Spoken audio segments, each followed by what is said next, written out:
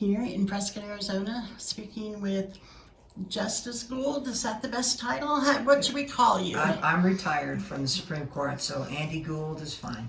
Okay. And so why don't you explain first kind of where you've been as far as what you've been doing and why you're running for office now? I've been a lawyer in Arizona for about 31 years. I started out at Snell and Wilmer in Phoenix. It's a commercial law firm.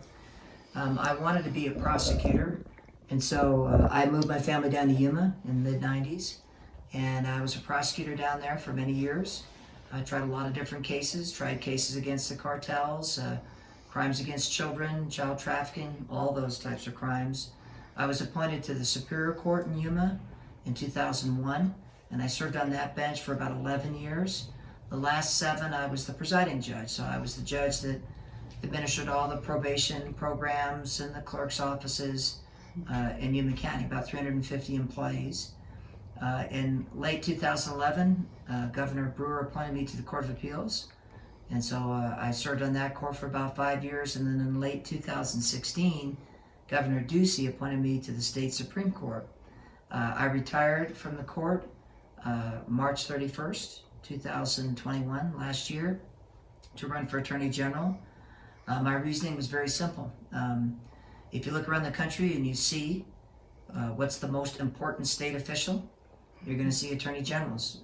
5 years ago, 10 years ago, we weren't as aware of them, but I've seen some things done with AG's offices, weaponizing them, pushing a preferred political agenda, pushing a political career, and the office is too critical. It destabilizes a state if you don't have the right AG in place.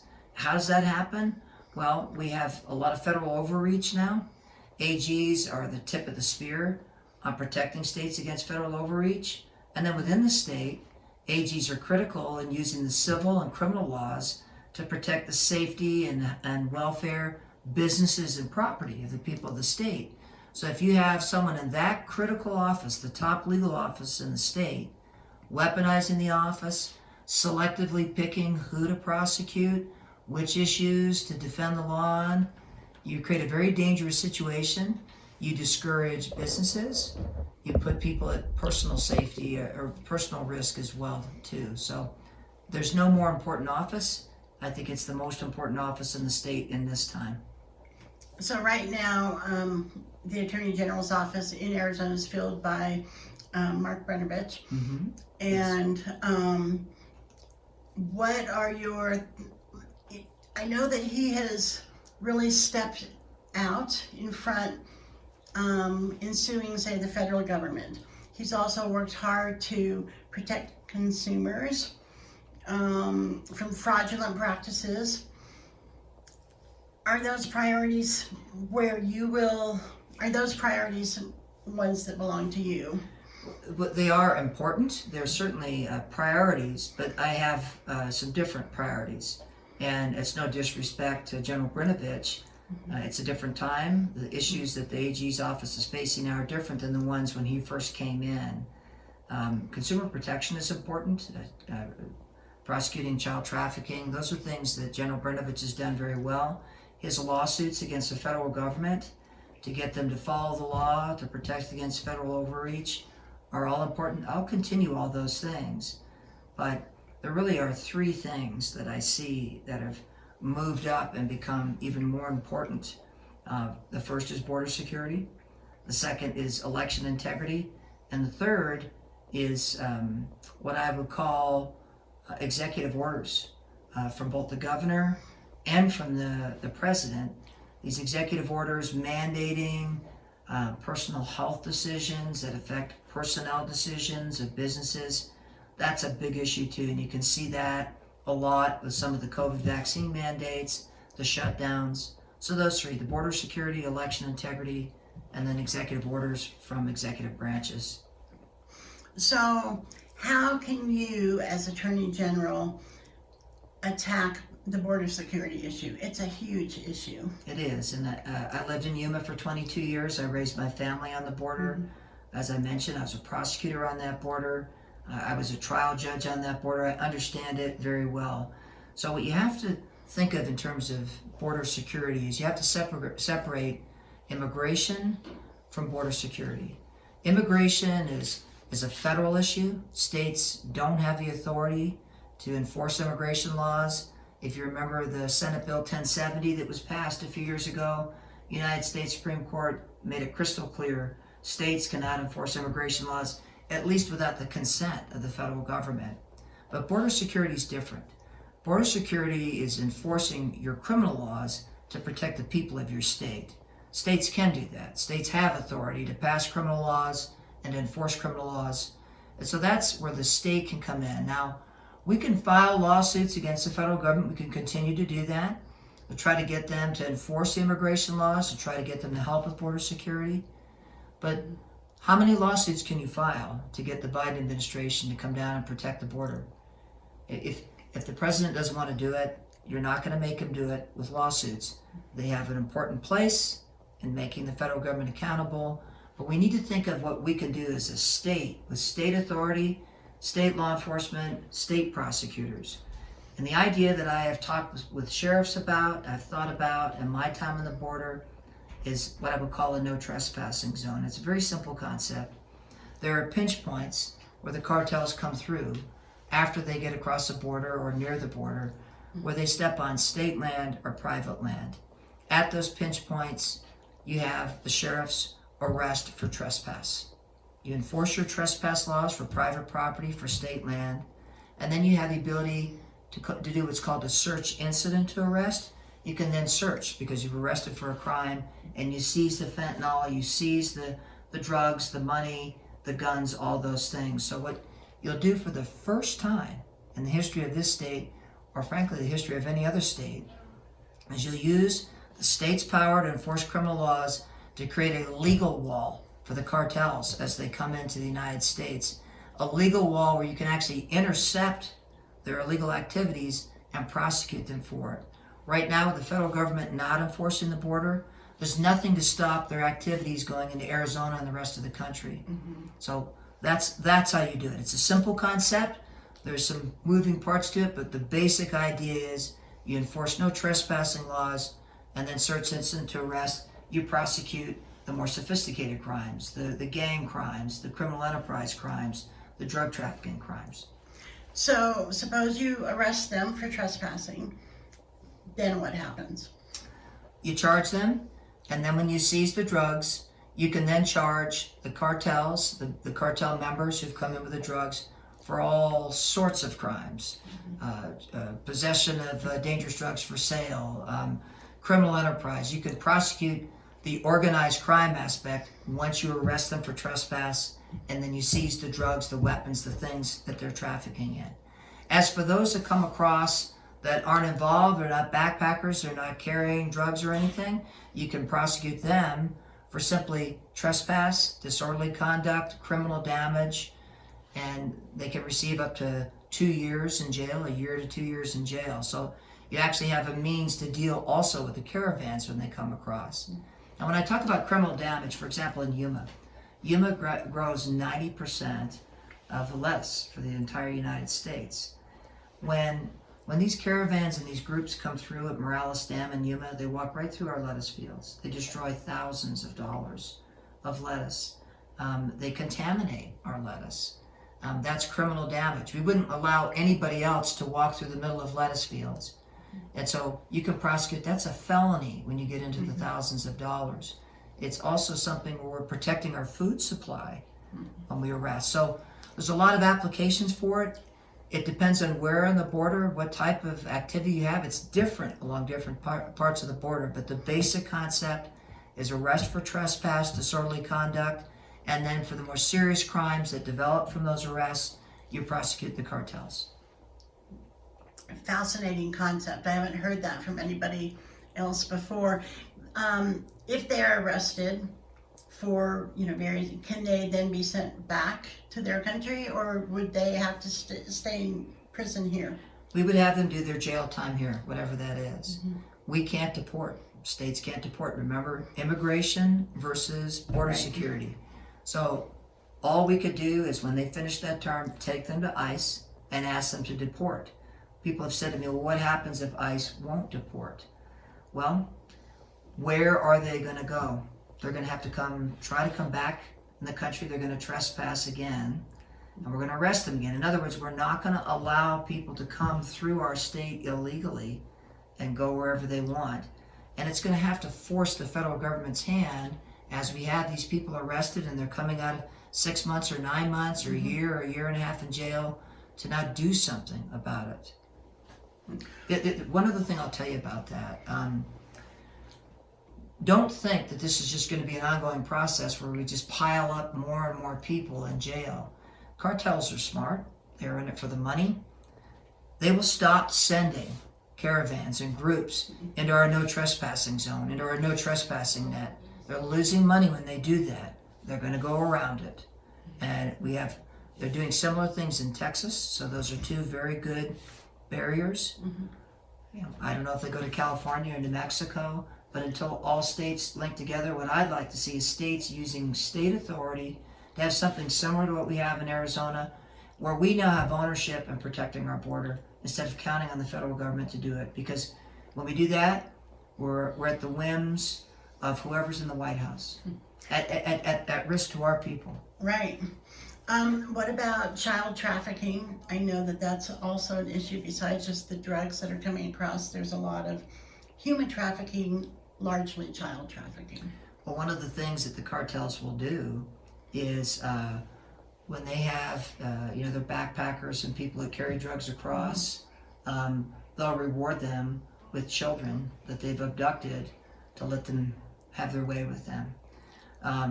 They move children back and forth across the border, and one of the things they do is traffic in human beings.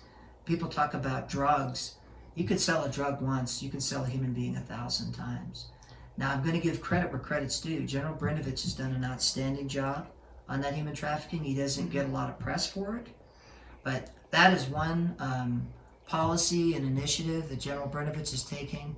I want to continue, and if we can improve it, fantastic. But that's front and center, and that's part of the cartel activity. A lot of the missing children you see, and this happens on the reservations, by the way, too. It's the cartels abducting these children. So by getting control of the border and the cartels, you will lessen the human trafficking. You're sort of cutting off the head of the snake. So they go together. Okay, so why don't you talk about your other priorities then along with it? Although I'm very fascinated with your approach to this. I think this is great, but... Election integrity is huge. People are very concerned about the last election. The problem that I saw, and we had a lot of these cases come through the courts, is I think if Donald Trump were sitting in this office right now, whatever you think of Donald Trump, I think he would say his lawyers didn't serve him very well. I think they lost pretty much every challenge around the country. We need to have something a little better to manage election integrity. I think the AGs are really the best place to do that. My idea is this. Right now, instead of relying on who's got better lawyers, that doesn't serve the people of the state. What we want are good results for the people of the state, not having one side having better lawyers and winning these battles. The AG can create an election integrity unit, and what I'm envisioning is probably 8 to 10 lawyers in an election integrity unit with 7 to 8 investigators. If the legislature funds that, great. If not, there's 425 attorneys in that office. I'll move attorneys from other units, and we'll put together a real election integrity unit that has the ability to take complaints statewide. So if you get a ballot harvesting case in Yuma and another one up in Snowflake, you have an office big enough to investigate it, and if it's a colorable claim, to then prosecute it. But it's more than just prosecuting election fraud and prosecuting irregularities. You can't let these problems fester throughout the election cycle. That's what happened. Waiting until the election is over and the votes are counted to then say, I want to go after this, it's too late in many instances. You want to stop it before it happens. With a unit like I'm talking about, a trained unit of experienced lawyers, it'll be a rapid response team. So if you get a report of there's something not quite right, there's a registration drive over in Avondale or down in Arivaca, Send an investigator down there, find out what's going on. And if there is something going on, somebody's violating election laws, that investigator can come back, and the election integrity unit can put together a preliminary injunction motion for the judge, file it in federal court, and get an order to stop it. You do that during the cycle, during registration, during the primaries, during the summer, during the signatures. You do that all the way through, so that by the time you get to election day, you've had a unit that's been visible, that people see it's not political, but it's going, and it's making sure that any irregularity, any fraud that's occurring throughout the cycle is stopped, and if necessary, prosecuted, so you don't let the problem fester to become out of control by election day. But to do that, you need an election integrity unit. I'm going to put together an election integrity unit, the likes of which you haven't seen in the country, and that's going to be in the AG's office. Excellent. Right now, of course, there's kind of a battle between Secretary of State Katie Hobbs and the Attorney General's office. How much does that hurt our state to have situations like that? A lot. Those offices are meant to work together. And I have to say, in many instances, the Secretary of State's office has been heavily political. It's in the past, who ever heard of Secretary of State before, unless the governor died or resigned.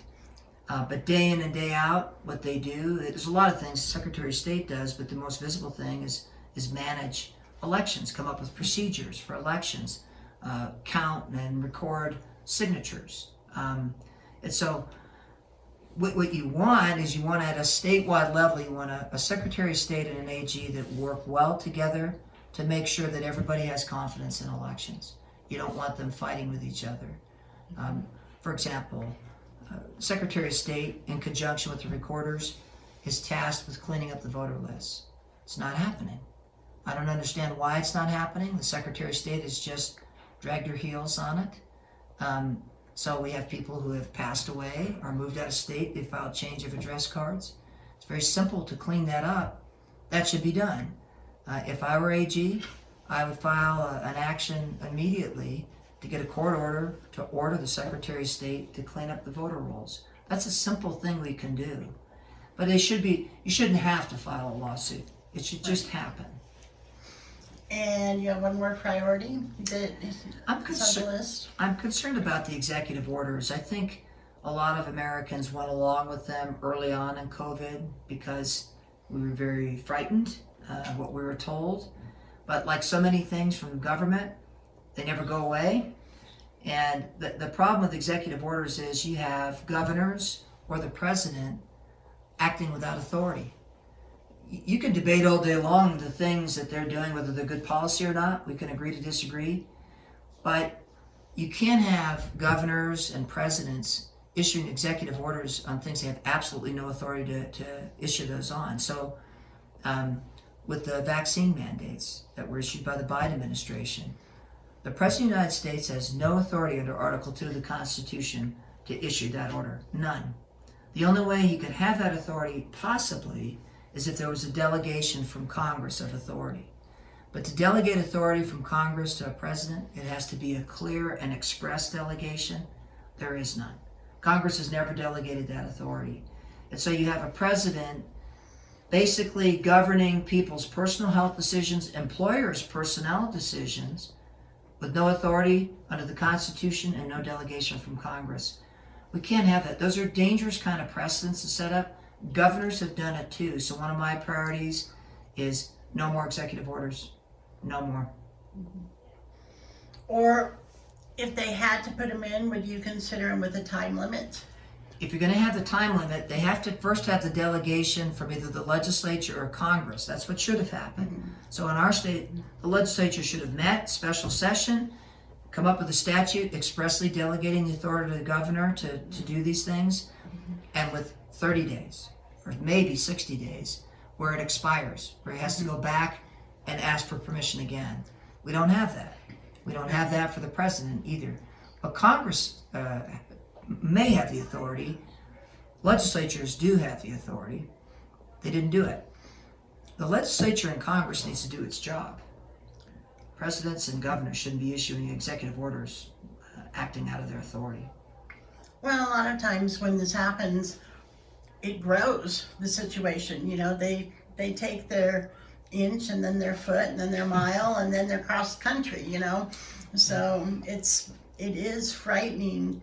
Are you concerned about our liberties and freedoms being eroded? I am. That's the problem. There's a famous case, the Korematsu case, and that's where Japanese Americans were interred in these internment camps. And Justice Jackson wrote a famous dissent in that case, stating that it was unconstitutional what was done. And in that dissent, he said, emergency orders without authority are dangerous things, because once you allow one, it sits about as a precedent for the next person to pick up. He referred to it as a loaded gun for somebody to pick up. So take, for example, the CMS healthcare worker mandate that the Supreme Court did not affirm the stay on.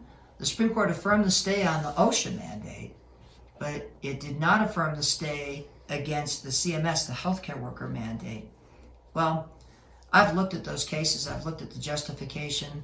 In my opinion, as a lawyer, there was less authority to issue the healthcare worker mandate than there was for the OSHA mandate. What was the justification by the Supreme Court to allow that healthcare worker mandate to stand up? Well, it's patience. It's just a medical emergency, basically. Okay, that's fine. Maybe as a policy matter, you think that's right. Maybe it's smart. It's not my place to say as a lawyer, but I will tell you this. By letting that mandate now stand, you have given carte blanche to anybody who can cast something as a medical emergency to act without congressional legislative authority, to impinge on somebody's liberties. We don't have that kind of system. You've got to go through the steps to enact these laws. You can't take shortcuts. We have these protections. We have due process, and it's procedural. You have to pass laws, you have to take these steps, they have to be argued, debated. It may not go fast enough for people, but those are in place to protect people's rights and liberties. And when you jump over and you ignore that whole process and you just issue an order, you now put everybody's liberties at risk, because the next person may do it for more insidious reasons than the last person. And then you have media, social media, and the culture, a lot of times jumping in to erode rights too. Mm-hmm. And is that something that you are concerned about? I'm concerned about that as, an American. Mm-hmm. What can I do about that as Attorney General? That's something you always have to know what authority you have and you don't have. As an AG, I have authority to deal with executive orders. In terms of the overall trend of the country and the media and that type of thing, as an individual, I'm against it. I think it's very dangerous. We need to stop relying on the government so much to solve all of our problems. We need to rely on families and churches and friends and communities like we used to. Government isn't the answer for every problem. In fact, government does a bad job in a lot of instances. And that mindset, we need to do things to battle back against that mindset. I think as AG, I can do my part in the sense of where there's that government overreach, we can step in. Where states have authority, let the state take control of an issue instead of the federal government. Mm-hmm. Well, you've given me a lot of time here, which I greatly appreciate. My pleasure. What would you like to say to the people of Prescott and Yavapai County? I would say this. I have been blessed with a unique legal career. I came from a very poor family, but they supported me all the way through. And although they didn't succeed, they were very proud that I was able to do something. And I remember my mother, after I became a judge, was so proud that I was a judge. It meant a lot to her. And I was always told, whatever you do, be the best. And so I worked to be the best lawyer I could. I've been at big firms and small firms. I've been a prosecutor. I've served at every level of the courts. And what I would tell the people at Prescott is this: you've never had an AG like me, one that knows the law, knows how to make the law work to protect you and your families and your property.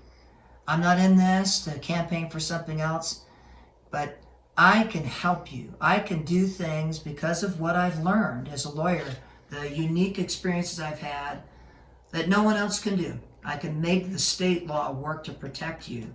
So it's an opportunity, and I want to offer my services to do that. And do you feel that you are able to do that more effectively as an attorney general than you were as a Supreme Court justice? I do. As a judge, you only take the cases that are brought to you. If someone doesn't bring an issue to you, if they don't bring the case to you, you can't go out and try to create the case or bring that issue in the public. But an AG has the ability in civil and criminal law to investigate, to subpoena, to bring cases to court. So you're very reactive as a judge. It's an important role, but you really can't control what happens, especially in the area of the law and constitutional rights, like an AG. There's nothing like a state AG. It's a vast power. It needs to be exercised carefully, but it is the most key office in terms of protecting people's rights and liberties. Well, thank you so much. Anything you want to add? Thank you for having me. It's always great to be up here in Prescott. I love it. Okay. Thank you.